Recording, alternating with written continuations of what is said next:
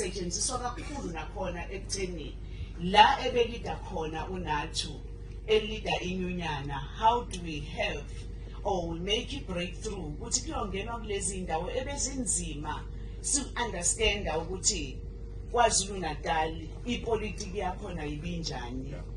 uNathu kwenzile lokho when it was not fashionable ukuba yiphathi ye-mass democratic movement endaweni yaKwaZulu Natal.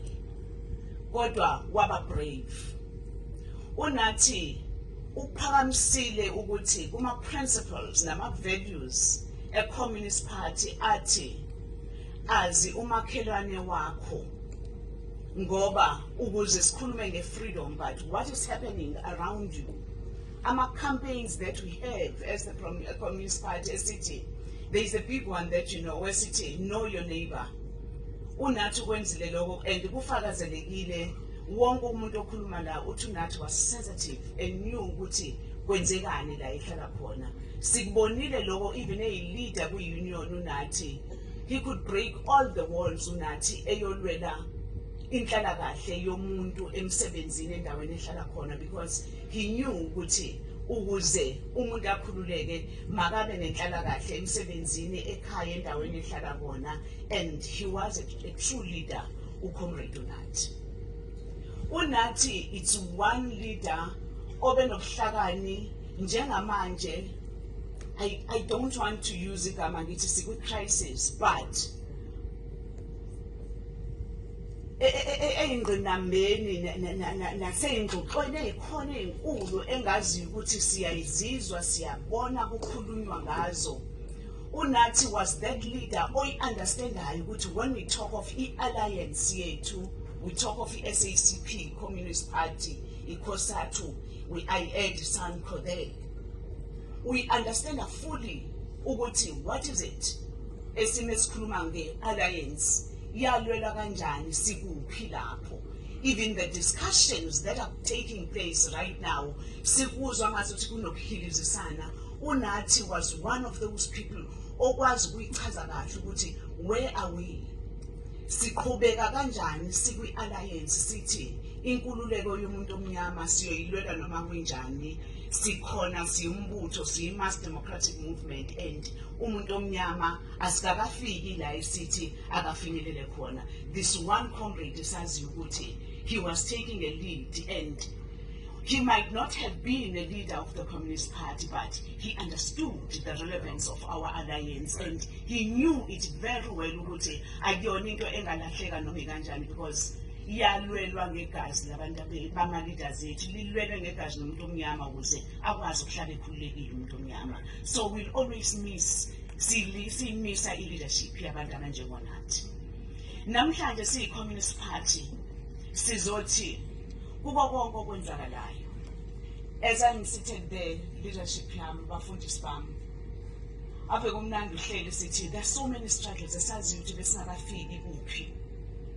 Angifuni ukungena ko-GNU ko-GPU nani, but let me just ngithinte nje entweni encane engi-interestile sihleli nalaphana ngize ngathintoza ukuthi sihleli nabo ngithi there are struggles uNathi engaziyo ukuthi as a leader obene-passion yokuthi when it comes to izinto zemfundo basazokhuluma ezemfundo, but i-passion abenayo imfundo beyibeka phambili ngoba uyazi nakhona ukuthi through education iyona nkululeko eyothi simenza kanjani umuntu omnyama akhululeke.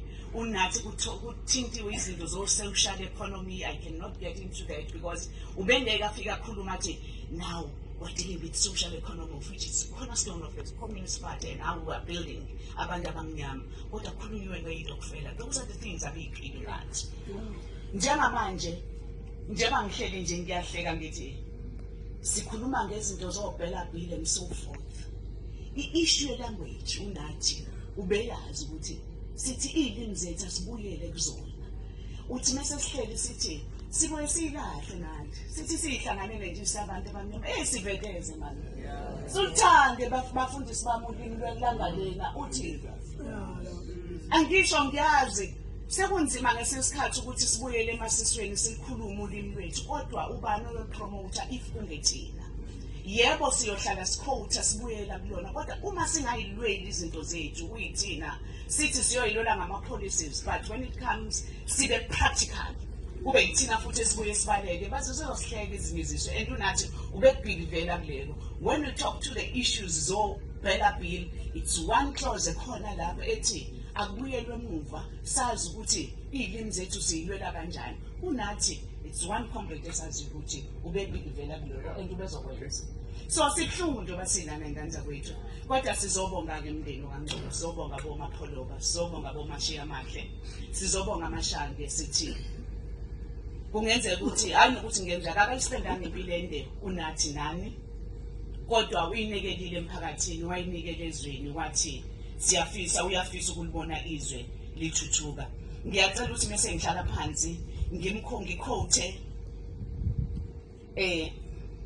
ngifunde nje le quotation la ethi all men must die, siyazi, but death can vary in its significance. Lawo kwashiwa umbhali uSuzma Qian from China owathi, I quote, though death befalls all men alike, it may be weightier than Mount Tai or lighter than a feather, close quote.